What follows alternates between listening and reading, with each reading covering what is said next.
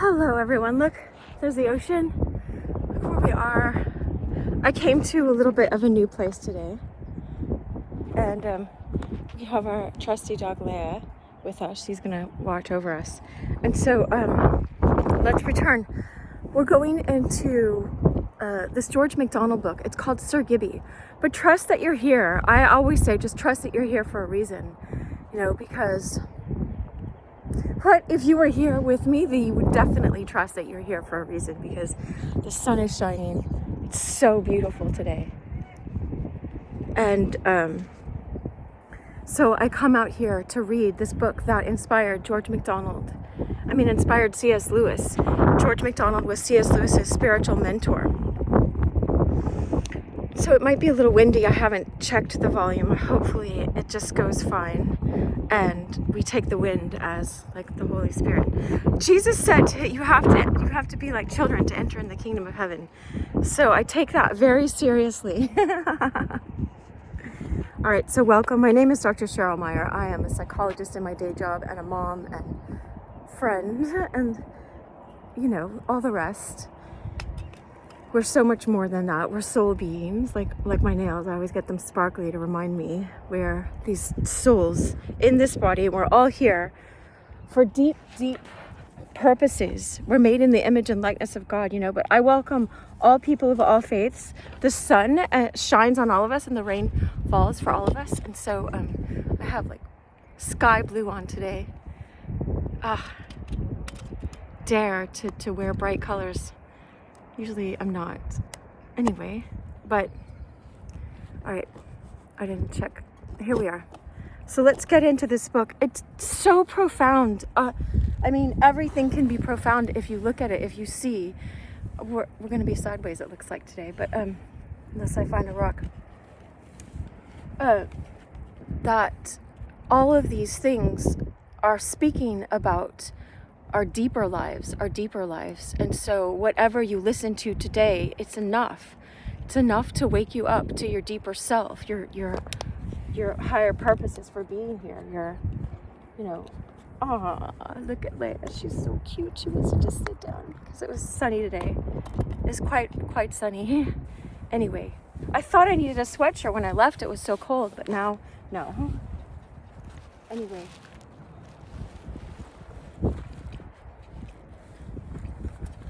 I do this to show people that are my regulars, our regulars. Welcome, everyone. I pray for you guys. I prayed for you all this morning.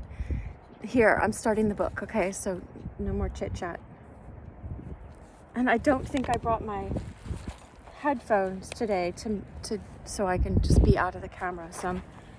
But anyway, all right, let's trust. So we're on chapter 26, The Gamekeeper. Oh my gosh. I just can't say how amazing it is right now. Let me see if I can put this on my water bottle so it's not sideways. My tripod doesn't adjust. Okay, that's pretty good. Now it's a little sideways that way, but all right. I used to say that to my kids all the time. We get what we get and we don't throw a fit. Now I can't have water until this is over, but that's okay. All right. I hope you're doing well. All right, let's read The Gamekeeper. Now, Gibbie is, you might call him autistic or on the spectrum if you wanted to put labels like that now, but don't let that label this being. He can't speak, he's mute, but he can hear, and the story, is talking sort of around his perspective. All right. The second winter came, and with the first frost, Gibbie resumed his sheepskin coat and the brogues and leggings which he had made for himself of deer hide tanned with the hair. Wow. Okay, so a deer had died, and so they, on their land or something, so they got it fair and square, right? They did. That's how he kept warm.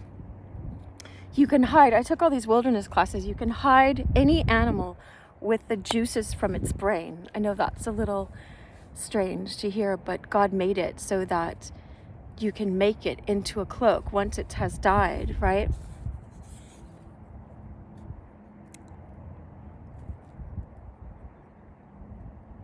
Otherwise it gets all stiff and you can't,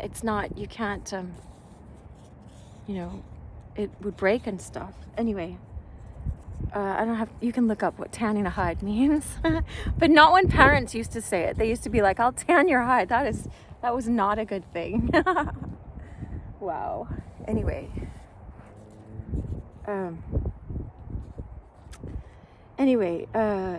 So it pleased the two old people. He was living with Janet and Robert in this cottage up on Glash Ruach. It sounds like that. Ruach is the breath, the Ruach HaKodesh in Hebrew, but anyway. I don't know how much the Gaelic is like. Anyway, I'll just keep reading. Okay. I love languages, I love words, so anyway. All right. It pleased them also that thus dressed, he always reminded them of some sacred personage, undetermined, like Jacob or John the Baptist, or the man who went to meet the lion and be killed by him, in Robert's big Bible, that is, in one or other of the woodcuts of the same. Which man is that? Who went to meet the lion? Thought Samson met a lion, but he wasn't offed by him. I don't know. Anyway, very soon the stories about him were all stirred up afresh, and new rumors added, this one and that, of the children declared they had caught sight of the beast loon. So, because they thought he was, mentally not there, but he's mentally more there because he's super, super conscious and aware. Anyway, I don't know how I'm meant to have the camera, but whatever. All right, the beast loon had chased him a long way. He did not add that he had been throwing stones at the sheep. Oh yeah, okay, so there's one kid. Okay, sorry. Go back.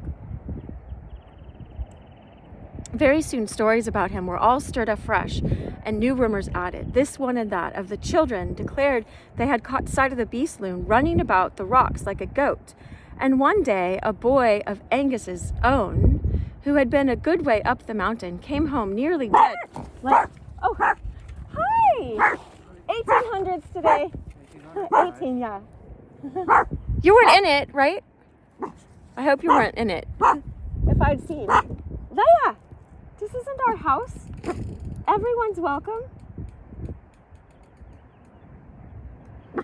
Have a good one. Okay. I'm so happy to be reading it. Leia! It's a helmet, isn't it? Leia, say hi. Say hi. Hey. There you go. Nothing to be scared of. Leia. She's like, what is that? The bike you're carrying probably up,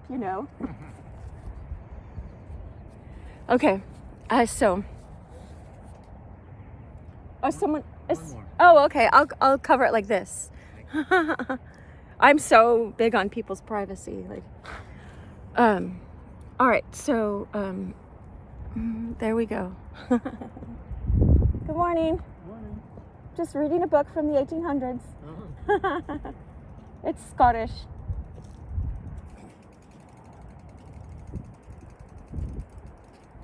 All right. So, this kid was up there. It says this kid had been a good way up the mountain, came home nearly dead with terror, because he was frightened, right?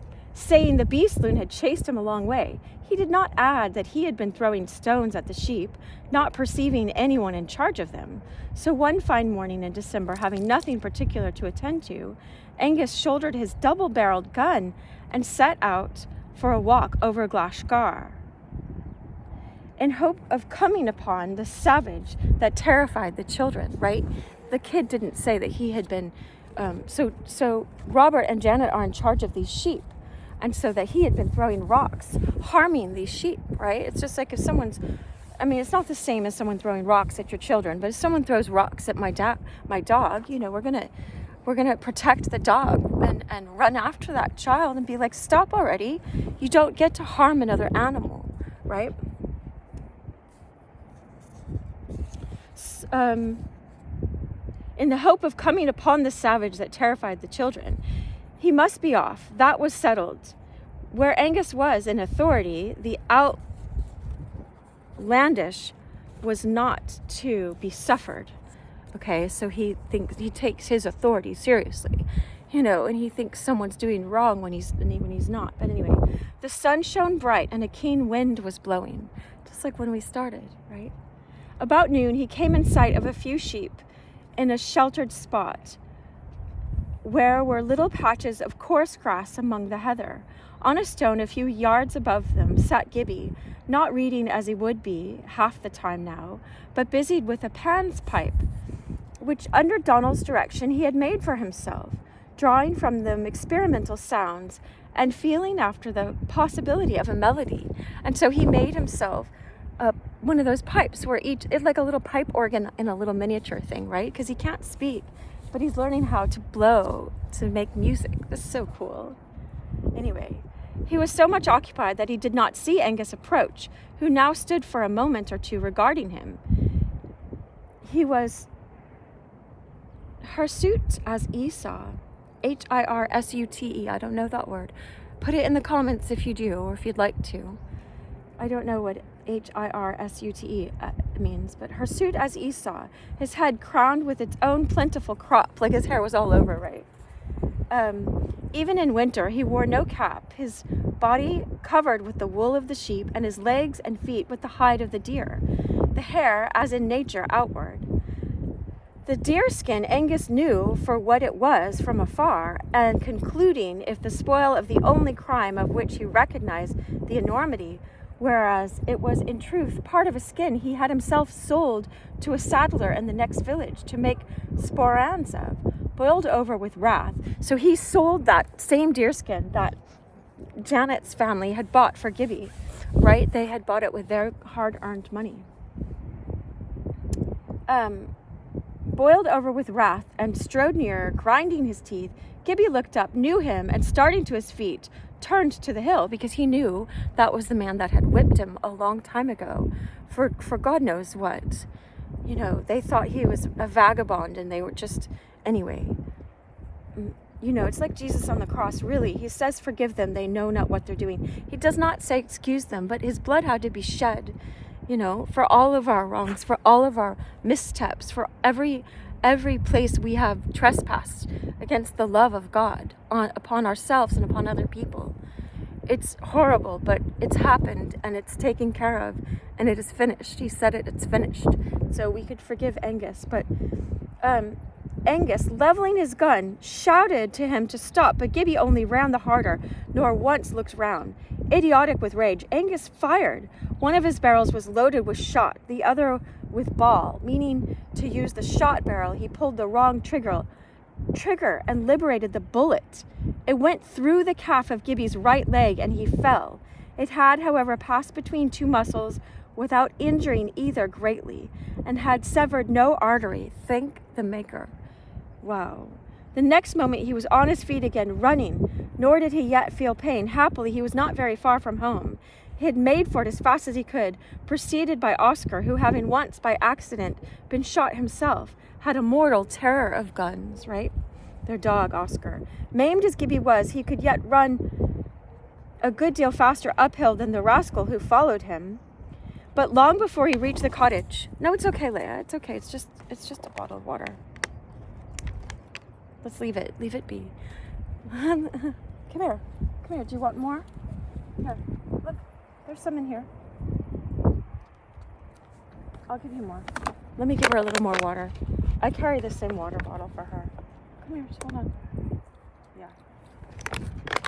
Oh, she's so cute. God is so good. We're so blessed to be here. Look at these flowers. I was looking at them on the way up here. I hope you can see them. There's these yellow flowers right there. They're all over the mountainside. There's some over there too. Anyway, that's wonderful when I run into that man. It's been a while. I ran into him in a different place. Anyway,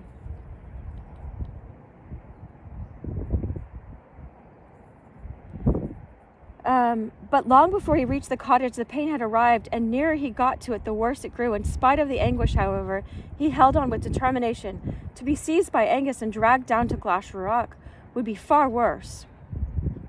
Robert Grant was at home that day, suffering from rheumatism. Thank God again that he arranged that.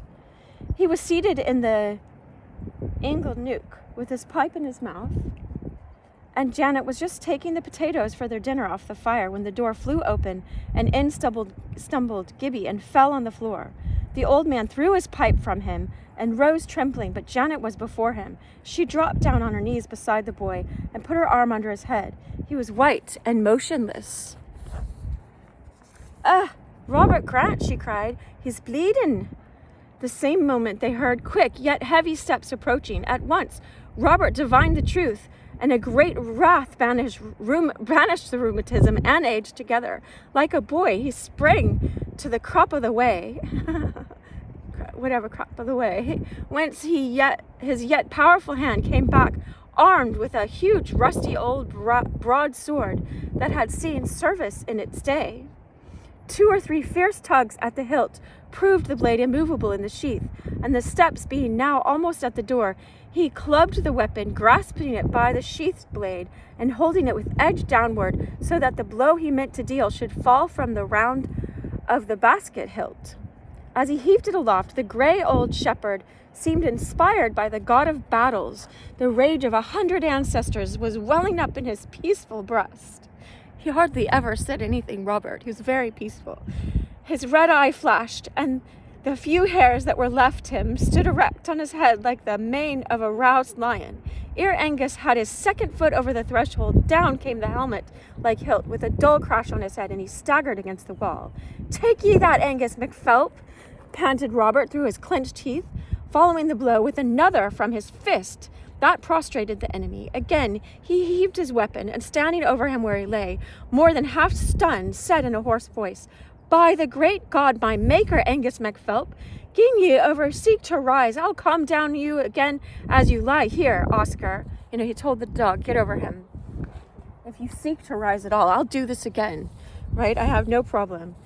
He's no hand to hold a fair play with, nor a brute beast. Watch him, Oscar, and take him by the throat if he move a finger." The gun had dropped from Angus's hand, and Robert, keeping his eye on him, secured it. "She's lawed," muttered Angus. "Lie still, then," returned Robert, pointing the weapon at his head. "It'll be murder," said Angus, and made a movement to lay hold of the barrel. "Hold him down, Oscar," cried Robert. The dog's paws were instantly on his chest, and his teeth grinning within an inch of his face. Angus vowed in his heart he would kill the beast on the first chance. It would be but blood for blood, Angus MacPhelp, he went on.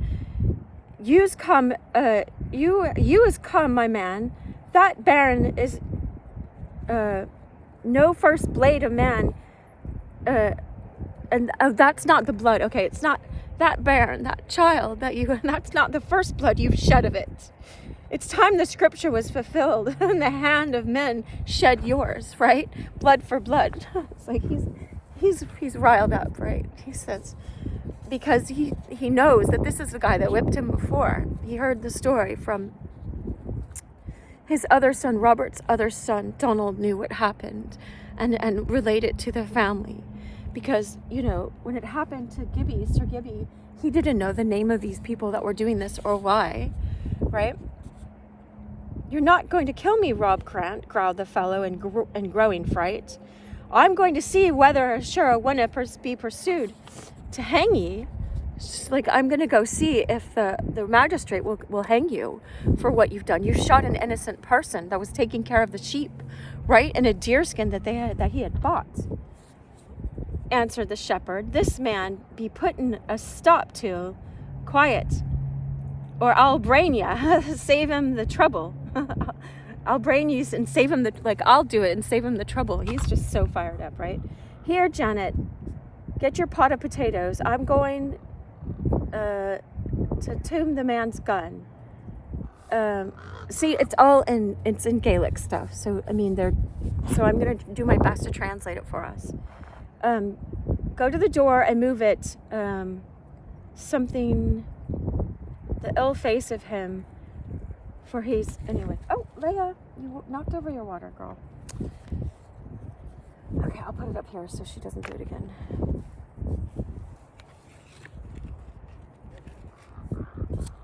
Anyway.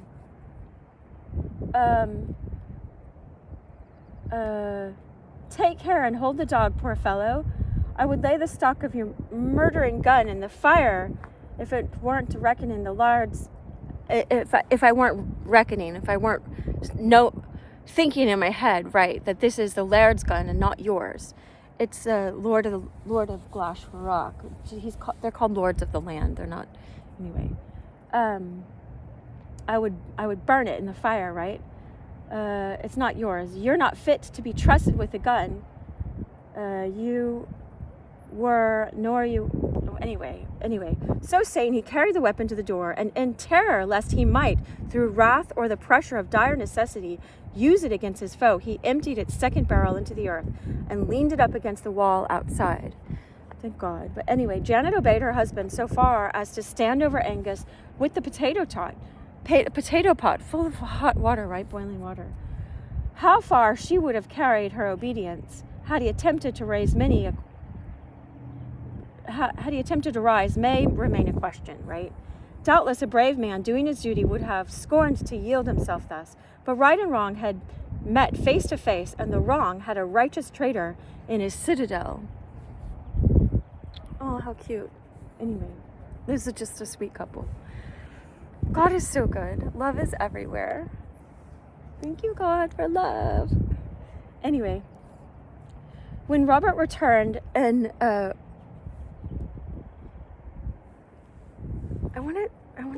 I want you to see the ocean, but yeah, I don't know. Anyway, here's my face in the sun.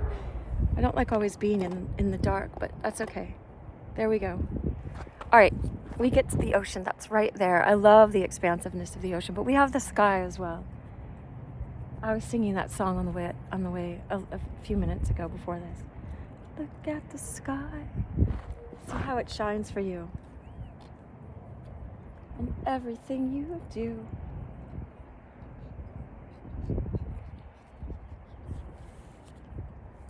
Here, Lily. All right, we'll go back. Oh, I have yellow in my socks. It was all yellow. All right. So anyway, when Robert returned and relieved her guard, Janet went back to Gibbie, whom she had drawn towards the fire. He lay almost insensible, but in vain Janet attempted to get a teaspoonful of whiskey between his lips. For as he grew older, his horror of it increased, because his father had died from whiskey, from drinking too much, right? And his grandfather as well, but I don't think he knew that of his grandfather. For as he grew older, his horror of it increased, and now, even when he was faint and but half conscious, his physical nature seemed to recoil from contact with it. It was with signs of disgust, rubbing his mouth with the back of his hand alternately, that he first showed returning vitality. In a minute or two more, he was able to crawl to his bed in the corner, and then Janet proceeded to examine his wound. By this time his leg was much swollen, but the wound had almost stopped bleeding, and it was plain there was no bullet in it, for there were the two orifices. She washed it carefully and bound it up. Then Gibbie raised his head and looked somewhat anxiously round the room. "Ye are looking for after Angus," said Janet. "He's yonner up on the floor of 12 yards from you." A few yards from you, right? 2 yards from you, 6 feet from you, whatever. "Dunna be flirt. Your father and Oscar have him safe enough, I warrant." Anyway, they took him in as father and mother, so he had parents now. He'd been so long without a mother, and then Janet showed up on this mountain. After he had been whipped, there's a cross on his back from a whip. Anyway, God is so good like that in our lives. Just look for him. It says Psalm 27:10, though your mother and father forsake you, the Lord will lift you up. That's the I am that I am. Hi. Those bikers. Anyway. Gosh, feel so happy for every person that gets to read this with us, hear this read. And last week I wanted it read to me, but I was like, all right, I'll do the reading anyway. I can listen to it afterwards if I want to hear it read. And I have it on an Audible as well. I'm someone that knows all this Scottish and does the dialect, but this is a different experience. But I'm just saying, everyone is so blessed that gets to be up on this mountain today in this sunshine. And anyway, I get my nose runs when I start tearing up. Then Gibbie raised his head and looked somewhat anxiously round the room. You're looking for Angus, anyway. Here, Janet, cried her husband. Gin you to be through with the Baron. I must be going. So, are you almost through with the child? Because I must be going. Oh, I got a little dirt in my book from the trail. Ugh. Oh no, she's going to be like, what? Hoot, Robert, you're surely going to leave me. You can't leave me with just Gibbie and this man in the house alone. Our lanes with the murdering man, returned Janet. Deed am I, lass. Yes, I am, lass. You know, just run and get a bit of the towing that you have. Hang your duds upon the washing, like get the washing line, get the clothing line. He's going to tie him up. And Wilbit tie his feet and hands of him. Janet obeyed and went. Angus, who had been quiet enough for the last 10 minutes, meditating and watching, began to swear furiously. But Robert paid no more heed than if he had not heard him, stood calm and grim at his head, with the clubbing sword heaved over his shoulder. When she came back, by her husband's directions, she passed the rope repeatedly round the keeper's ankles, then several times between them, drawing the bouts tightly together, so that instead of the two sharing one ring, each ankle had now, as it were, a close-fitting one for itself. Again and again, as she tied it, did Angus meditate a sudden spring, but the determined look of Robert and his feeling memory of the blows he had so unsparingly delivered upon him, as well as the weakening effect of that he had received on his head, caused him to hesitate until it was altogether too late. When they began to bind his hands, however, he turned desperate and struck at both, cursing and raging. Get you being quiet, or you're going to taste the dog's teeth. Hold on.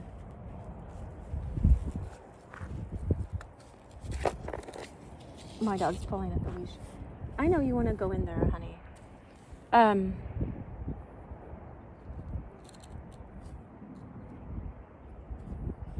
Angus reflected that he would have a better chance when he was left alone with Janet, and yielded. Troth, Robert went on as he continued his task. I have no pity left for you, Angus McPhelp, and given you 12 only on a mare. I don't know what he's saying. I'll let at ye. I would care no more to cow out your horns, nor I would to take you out. That I would take out a fox. I don't, right now at this point, that's what you deserve. That's what he's saying. But he wants to go to the justice of the land for them to decide. Anyway, to be hanged for it, I would be but proud. It's like to be hanged for what you've done. Anyway, it's a fine thing to be hanged for such a good cause, but you'll be hanged for an ill one. No, Janet, fess a bundle of bracken from the briar and lay it beneath his head. Anyway, I'll just trail him off the door and a bit to the fire, for he will, when he's quieted down. And anyway, he's saying he's gonna. Scotland's come till a pretty pass when they shoot men with guns, as they were creatures to peel. And anyway, just for fun, basically, he's saying. Care what said him. He may well be a keeper of game, for he's an ill keeper of his brother, as Cain himself. You know how Cain took out Abel in Genesis, right? This guy's called a gamekeeper. Like, maybe he watches over the animals, but he doesn't watch over his own brothers and sisters on this land, just as much as Cain took out his brother, right? I'm sort of watching what I say, but I want to read the book still.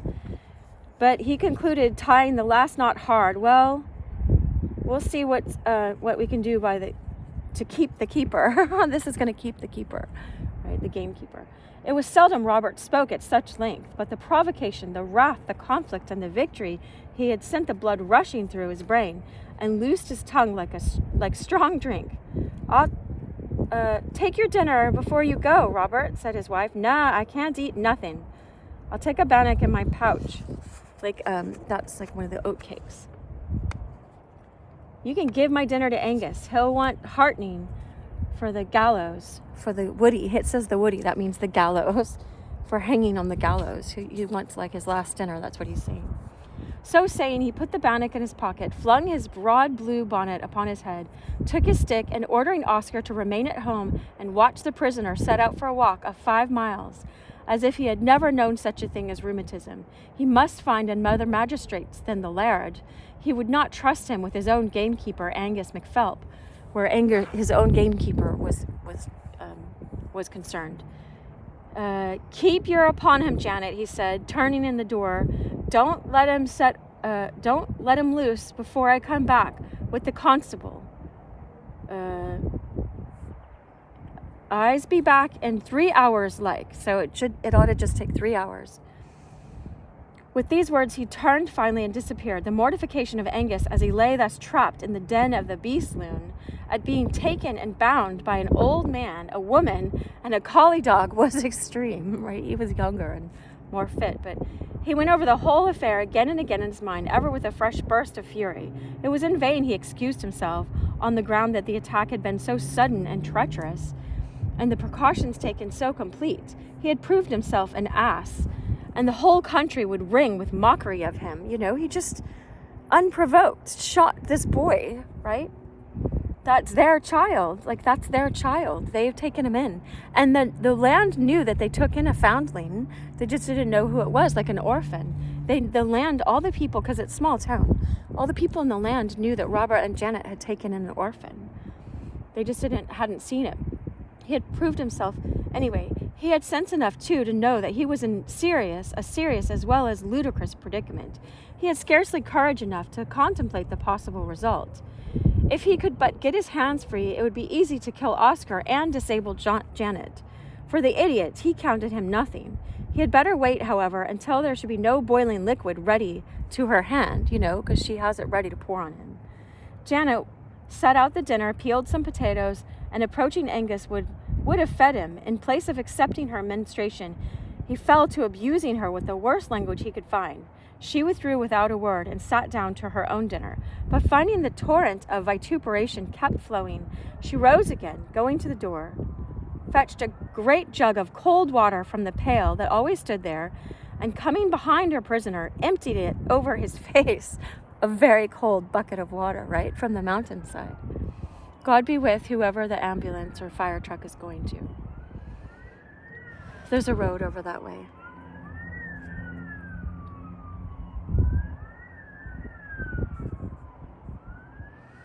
Janet, he had better wait, however, until there should be no boiling liquid. Okay, so anyway, sorry. He emptied it over his face. He gave a horrid yell, taking the water for a boiling one. He thought it was going to do that. Anyway, you needn't cry out like that, a good cold water, said Janet, but you'll just abstain from those words in my hearing, or you'll get the like a time again next time you break out. As she spoke, she knelt and wiped his face and head with her apron, right? Just like Jesus wiped the feet with the cloth that he had on him. These things are real because they happened. These things in the story are replicating things that have actually happened for us. For us, because we're connected to all people. I always do this. We look like we're separate, but we're connected. So what Christ did to the disciples, he did for us. How he healed others, he does for us. Anyway, and our loved ones, and anyone that can believe and ask him and receive it from him, and in God's perfect will. Anyway, a fresh oath rushed to Angus's lips, but the fear of a second jugful of cold water made him suppress it, and Janet sat down again to her dinner. She could scarcely eat a mouthful, however, for pity of the rascal beside her, at whom she kept looking wistfully without daring again to offer him anything, right? Because He cursed at her when she did. While she sat thus, she caught a swift, investigating look he cast on the cords that bound his hand, and then at the fire. She perceiving at once which was what was passing from his mind. Rising, she went quickly to the byre and returned immediately with the chain they used for tethering the cow. The end of it she slipped round deftly around his neck and made it fast, putting the little bar through a link. "If you're gonna hang me, you she-devil," he cried, making a futile attempt to grasp the chain with his bound hands. "You'll be wanting a drop of cold water, I'm thinking," said Janet. He's not gonna, she wasn't hanging him. She stretched the chain to its length, and with a great stone drove the sharp iron stake at the other end of it into the clay floor, fearing next that, bound as his hands were, he might get a hold of the chain and drag out the stake, or might even contrive to remove the rope from his feet with them, or that he might indeed with his teeth undo the knot that confined his hands themselves. She got a piece of rope and made a loop at the end of it, then watching her opportunity, passed the loop between his hands, noosed the other end through it, and drew the noose tight. The free end of the rope she put through the staple that received the bolt of the cottage door, and gradually, as he grew weary in pulling against her, tightened the rope until she had his arms at their stretch beyond his head.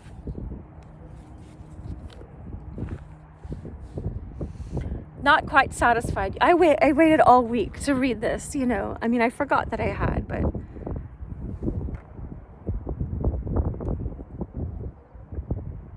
look at the flowers blowing in the wind. I hope you can zoom in on those. They're so pretty. And there's these, I think these are mustard plants growing up like to my head in different places here. I was praying and it was like God picked out this place for us today. So we can thank God. You don't have to believe me, but anyway, let's go back to the story. All of our lives are like a story. They are. God wants us to walk it out. Psalm 139 talks all about it. If you meditate on that and read it in different translations or read it in the Hebrew, see what it says, right?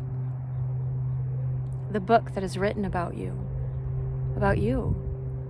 And behold, I have the plans for you, plans to prosper you and not to harm you. Those are like the word blueprint. I think that's where it was. I know one of the plans verses had that. I looked it up in the Hebrew. I took a couple of years of Hebrew, but only conversational. But anyway, so she stretched the chain. Stretched beyond his head. Not quite satisfied yet, she lastly contrived, in part, by setting Oscar to occupy his attention, to do the same with his feet, securing them to a heavy chest in the corner opposite the door, upon which the chest she heaped a pile of stones. If it pleased the Lord to deliver them from this man, she would have her honest part in the salvation. She had done it, right? Oh, like if God was going to deliver this man's soul, then this was part of it, actually, for the consequence of his ways, that he's going to be held accountable. Someone's finally holding him accountable for how he is inside, how he is. Jesus says it's not what you eat that comes out of you and goes into the drain, but what's in your heart. What does that heart do? That's what Latoya Okia says. What does that heart do? That's, when push comes to shove, this is how this man operated in that place. But God can heal our hearts and change us, make us more loving. Anyway, if it pleased the Lord to deliver them from this man, she would have her honest part in the salvation. And now, hello, I'll block it. Are you going down? At last she believed. Oh, I hope I didn't block his wanting to go down.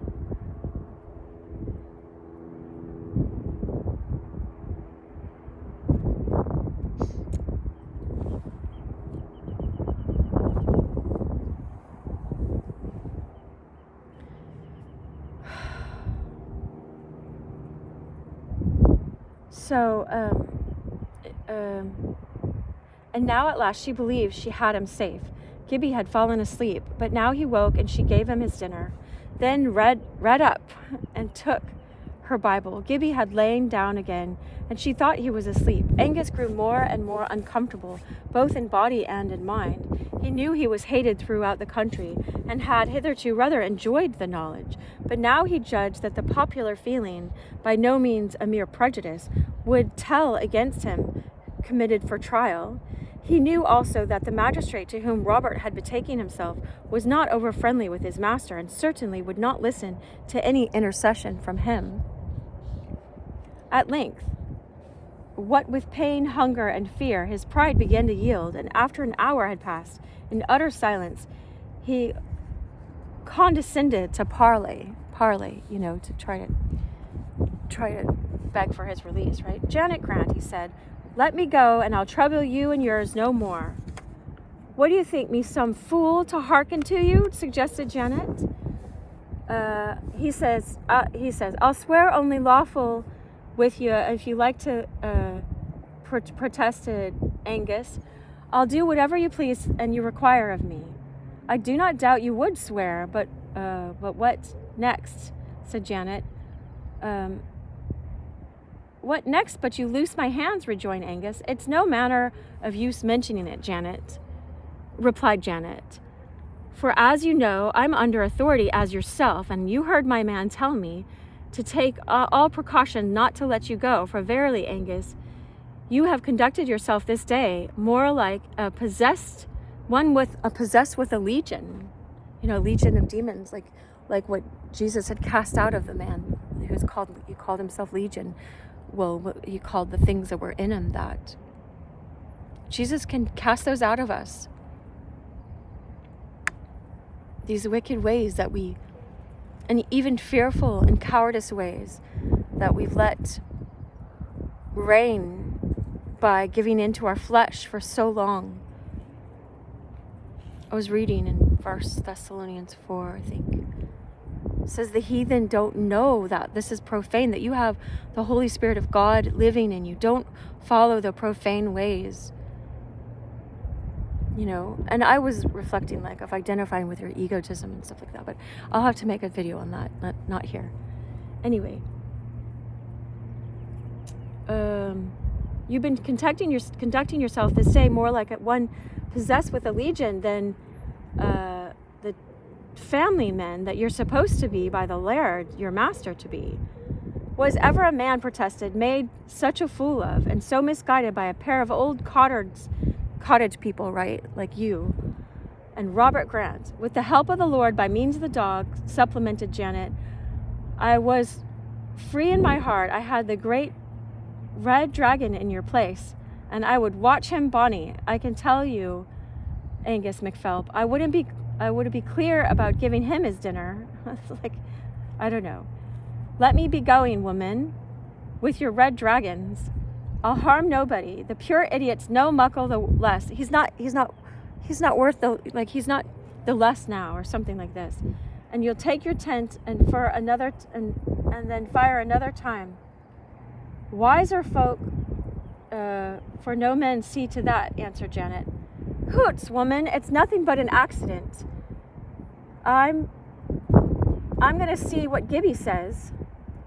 His word's good for nothing. A penny for 1,000 pounds. My wife will be out of her wits, pleaded Angus. Would you like a drink of milk? Asked Janet, rising. I would that, he said, right? And so she filled her little teapot with milk, and he drank it from the spout, hoping she was on the point of giving way. No, she said when he had finished his draught. You must just make the best of it, Angus. Only the good lesson in patience, There's a good lesson in patience, right? And your head over, I'm thinking, Robert will be here before long. With these words, she sat down the teapot and went out. It was time to milk her cow. In a little while, Gibbie rose, tried to walk, but failed, and getting down on his hands and knees, crawled out after her. Angus caught a glimpse of his face as he crept past him, and then first recognized the boy that he had lashed, right? Not compunction, but an occasional pang of dread, lest he should have been the cause of his death, and might come upon his body in one of his walks. He had served so to fix his face in his memory, that now he had a near view of him, pale with suffering and loss of blood, and therefore more like his former self. He knew him beyond a doubt. Wow. With a great shoot of terror, he concluded that the idiot had been lying there silently gloating over his revenge, waiting only till Janet should be out of sight, and was now gone after some instrument wherewith to take it. He pulled and tugged at his bonds. So he thought Gibbie was going to come after him, because that's how he operated, right? And so oftentimes the way we operate, we project onto other people. And so when it says, blessed are the pure in heart, for they shall see God, and what does it say? It says, it's something about those that see, those that do good always see good. We see, all of us, we can be like this. We're all called to be saints, right? And so, doesn't mean we don't call out wrong, like Janet and Robert are showing us how to do right now, because sometimes we've learned to be people pleasers and give into their gaslighting, but they're not. So it's such a good lesson. This is like, I have a whole playlist. Maybe I'll add this to the playlist of how to get over the narcissist, how to not yield to narcissistic ways. It's just when someone is overtaken by these lower ways of operating, they try to pull you in, and you're worth more than that. You're worth more than operating with yourself as a narcissist. Anyway.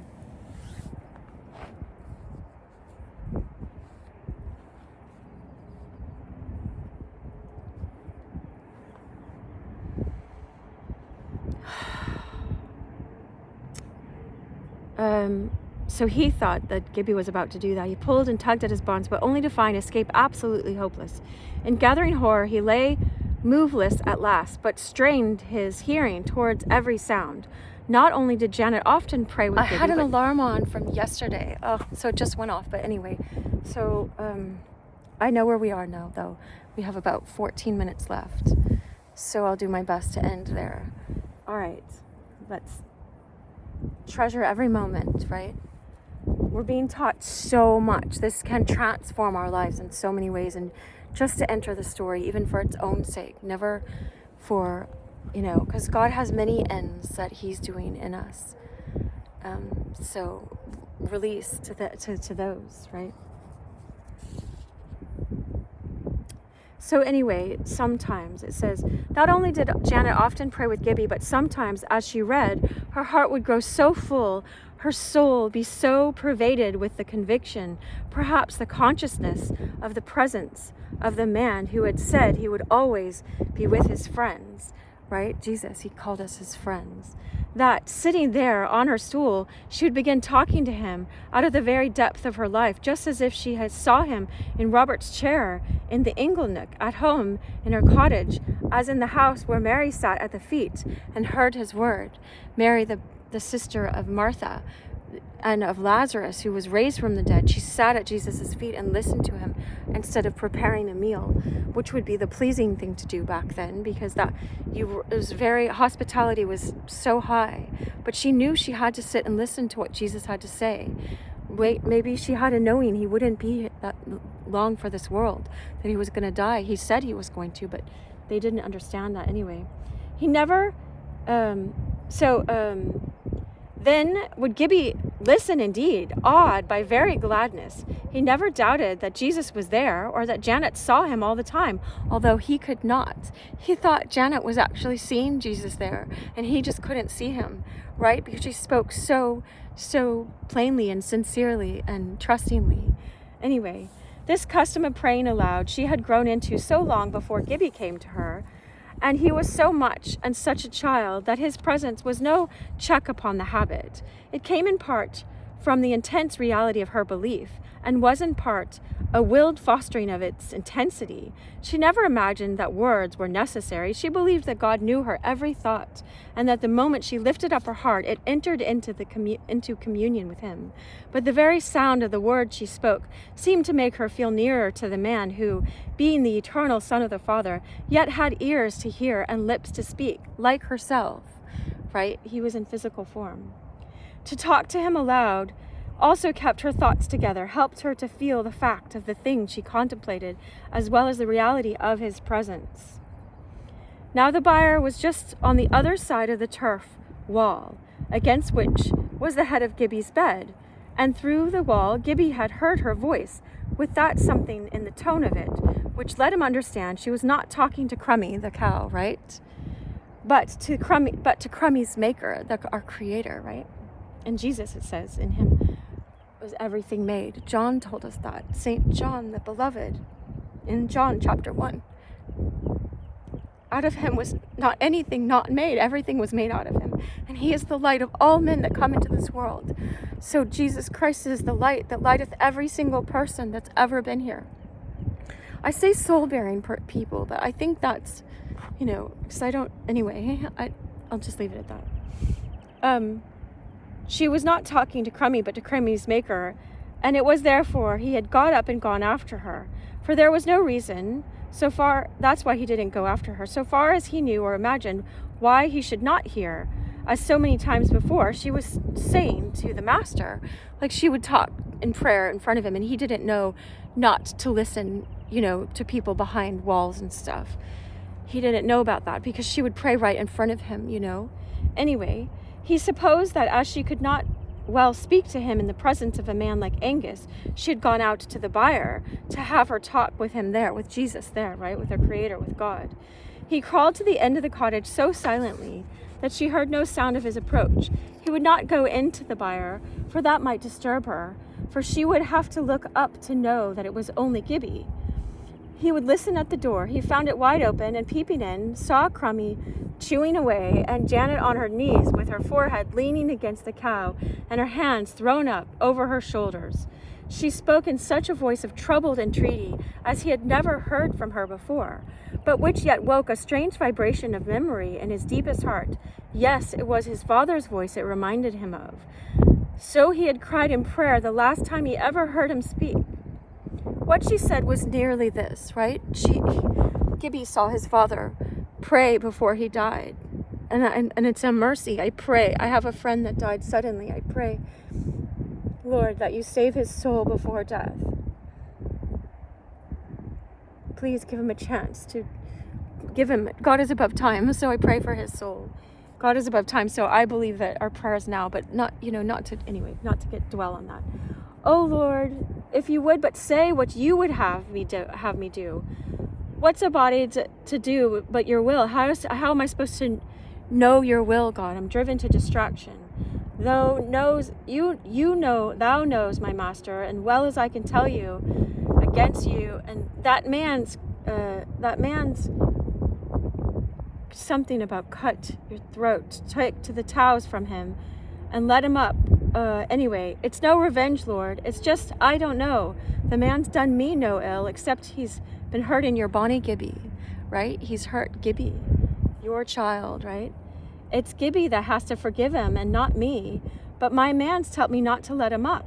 And how am I to be a wife, such as you would have me be, O Lord, if I don't do what my man's telling me, right? He went to go get the magistrate, right? The officer. It was ill befit me to lay against what old Robert's going to see me for wanting for his dinner and for nothing. For what? Here, I'll put it here so you can see all this, because I don't know if I'm translating it all correctly, but I'll do my best, right? What would you have me think if what would you have him think when he comes home? Oh, good Lord, tell me what you would make the difference if Robert's master as well as mine, because if you just show him what we ought to do and that I ought to have let him go or whatever. I would fain let him go, poor child, but I daren't. Lord, convert him to the truth. She's praying now for Angus that God converts him to the truth. Lord, let him know what hate is. But Lord, I wish you would tell me what to do. Thy will be done. Thy will's the beginning and is the end of a thing. Thy will's enough to let him go. But he's Robert's prisoner and Gibbie's enemy. He's not my prisoner and not my enemy. I don't think of him the right. But what did he go shooting folk, a little child yet, and let him go? But he cannot shoot a hare like a bear, like a bunny rabbit, right? Want it without your will, Jesus, right? So she knows that God allowed it in his permissive will for Gibbie to be shot in this story. Wow. I think that was a bluebird. Anyway. And he cannot, anyway. Oh, Jesus, the Savior of man and beast. I'll wish, something, I don't know about the hanging of him. She says something. He may deserve it, Lord. I don't know, but I'm thinking you made him no such well-tempered as my Robert, for instance. Like, he's not as tempered as Robert. You know, Robert's quiet and thoughtful and loving. Anyway, here her voice ceased and she fell to a moaning. Her trouble was echoed in dim pain from Gibbie's soul. Wow. That the prophetess who knew everything, the priestess who was at home in the very treasure of the great king, should be thus abandoned to dire perplexity was a dreadful and bewildering fact. So he always looked to her because she taught him so much about the Bible and about Jesus and about the good way of being loving, right? By her actions and her love and the meals she prepared out of nothing. They had nothing but no debt up there, right? But now first he understood the real state of the affair and the purport of the old man's absence. Also how he was himself potently concerned in the business. If the offense had been committed against Gibbie, then with Gibbie lay the power, therefore the duty of forgiveness. But verily, Gibbie's merit and his grace were in inverse ratio. Few things were easier to him than to love his enemies, and his merit in obeying the commandment was small indeed. Right? It wasn't a large merit for him because he loved all his enemies. He had always done so. And he didn't understand why there were being enemies to him, why they were being so cruel to him and whipping him and shooting him and all this stuff. He couldn't understand because his heart was big. Anyway, to the pure, all things are pure. That's the verse. Came to me. No enemy had yet as done him in his immediate person the wrong he could even imagine it hard to forgive. No sooner had Janet ceased than he was on his way back to the cottage. On its floor lay one who had to be waited upon with forgiveness. Wow. Wearied with futile struggles, Angus found himself compelled to abide his fate and was lying quite still when Gibbie re-entered. The boy thought he was asleep, but on the contrary, he was watching every motion full of dread. Gibbie went hopping upon one foot to the hole in the wall where Janet kept the only knife she had. It was not there. He glanced round, but could not see it. There was no time to lose. Robert's returning steps might be heard any moment, and poor Angus might be hanged, only for shooting Gibbie, right? He hopped up to him and examined the knots that tied his hands. They were drawn so tight in great measure by his own struggles, and so difficult to reach from their position, that he saw it would take him a long time to undo them. Angus thought with fresh horror he was examining them to make sure they would hold, and was so absorbed in watching his movements that he even forgot to curse, which was the only thing left him. Gibbie looked round again for a moment as if in doubt. Oh, there's a big stink bug. Watch out, Leah. It's okay. Just leave it be. Let it go. Thank you, Leah. Thank you, Leah. Good girl. We're almost done. We're almost done.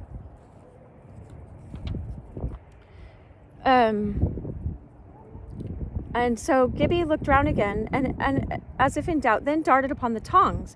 There was no poker, and thrust them into the fire, caught up by the asthmatic old bellows, and began to blow the peats. Angus saw the first action, heard the sound, and a hideous dismay clutched his very heart. The savage fool was about to take his revenge in pinches with red-hot tongs. He thought that, right? He looked for no mercy, perhaps felt that he deserved none. Manhood held him silent until he saw him take the implement of torture from the fire, glowing not red, but white-hot, when he uttered such a terrific yell that Gibbie dropped the tongs, happily not the hot ends, on his own bare feet, but caught them up instantly and made a great hop to Angus. If Janet had heard the yell and come in, all would be spoiled. But the faithless keeper began to struggle so fiercely, writhing with every contortion and kicking with every inch left possible to him, that Gibbie hardly dared attempt anything for dread of burning him, while he sent yell after yell as fast as mill wheels strike. With a sudden thought, Gibbie sprang to the door and locked it, so that Janet could not get in, and Angus, hearing the bolt, was the more convinced that his purpose was cruel, and struggled and yelled with his eyes fixed on the glowing tongs, now fast cooling in Gibbie's hand. If instead of glowing at the tongs, he had but lent... Oh, we're going to finish this chapter. One steadfast regard to the face of the boy whom he took for a demoniacal idiot, he would have seen his supposed devil smile the sweetest of human, troubled, pitiful smiles. Even then, I suspect, however, his eye being evil, he would have beheld in the smile only the joy of malice in the near prospect of a glut of revenge, right? Because that's how he operated. That's why it's important for us not to operate like that, because then we see the world as such and we miss out on the love people would show us and have for us. In the meantime, Janet, in her perplexity, had quite forgotten of the poor cow's necessities, abandoned Crummy, and wandered down the path as far as the shoulder of her husband must cross, ascending from the other side. Thither a great rock intervening, so little of Agnes's cries reached, and she heard nothing through the deafness of her absorbing appeal for direction to her shepherd, the master of men, Jesus the good shepherd, right? Gibbie thrust the tongs again into the fire, and while blowing it bethought him that it might give Angus confidence if he removed the chain from his neck. He laid down the bellows and did so, but to Angus the action seemed only preparatory to taking him by the throat with the horrible implement. In his agony and wild endeavor to frustrate the supposed intent, he struggled harder than ever, but now Gibbie was undoing the rope fastened around the chest. This Angus did not perceive, and when it came suddenly loose in the midst of one of his fierce straining contortions, the result was that he threw his body right over his head and lay on his face for a moment confused. Gibbie saw his advantage. He snatched his clumsy tool out of the fire, seated himself on the corresponding part of Angus's person, and seizing with the tongs the rope between the feet, held on to both, in spite of his heaves and kicks. In the few moments that passed while Gibbie burned through a round of the rope, Angus imagined a considerable number of pangs, but when Gibbie rose and hopped away, he discovered that his feet were at liberty and scrambled up, his head dizzy and his body reeling. But such was then the sunshine of delight in Gibbie's countenance that even Angus stared at him for a moment, only, however, with a vague reflection of the inconsequentiality of idiots, because he thought he was an idiot when he's not, right? Obviously. To which succeeded the impulse to take vengeance upon him for his sufferings. But Gibbie still had the tongs, and Angus's hands were still tied. He held them out to him. Gibbie pounced upon the knots with his hands and teeth. They occupied him some little time, during which Angus was almost compelled to take better cognizance of the face of the savage, and as dull as he was to the good things of human nature, he was yet in a measure subdued by what he there looked upon. Rather than perceive, while he could scarcely mistake the hearty ministration of his teeth and nails, the moment his hands were free, Gibbie looked up at him with a smile, and Angus did not even box his ears. Pfft. Right? He was about to. Holding the wall, Gibbie limped to the door and opened it. With a nod meant for thanks, the gamekeeper stepped out, took his gun up from where it leaned against the wall, and hurried away down the hill. A moment sooner, he would have been met by Janet, but she had just entered the byre again to milk poor Crummy the cow, right? While she came into the cottage, she stared with astonishment to see no Angus on the floor. Gibbie, who had lain down again in much pain, made signs that he had let him go, whereupon such a look of relief came over her countenance that she was filled with fresh gladness, right? And was, if possible, more satisfied still with what he had done. It was late before Robert returned, alone, weary, and disappointed. The magistrate was from home. He had waited for him as long as he dared, but at length, both because of his wife's unpleasant position and the danger to himself if he longer delayed his journey across the mountain, seeing it threatened a storm and there was no moon, he set out. That he too was relieved to find no Angus there, he did not attempt to conceal. The next day he went to see him and told him that, to please Gibbie, he had consented to say nothing more about the affair. Angus could not help being sullen, but he judged it wise to behave as well as he could, kept his temper therefore, and said he was sorry he had been so hasty, but that Robert had punished him pretty well, for it would be weeks before he recovered from the blow in his head that he had given him. So they parted on tolerable terms, and there was no further persecution of Gibbie from that quarter. It was some time before he was able to be out again, but no hour spent with Janet was lost. All right, the next chapter is chapter 27, called A Voice. All right, I wish you so much love. I appreciate you being here. There were lots of words and stuff said in this, but I trust that God is above all the algorithms. But if you'd like to help this channel, then always make sure to like these stories and share them and push the share button. Think of who you want to share them, and send them out so that other people get the blessedness of this, the love, the caring, no matter what faith practice anyone is. This is God loving us and carrying us through a story from the man who was the spiritual director of C.S. Lewis, right? Tolkien and Lewis, they're like fathers to me. Anyway, I wish you so much love. Bye.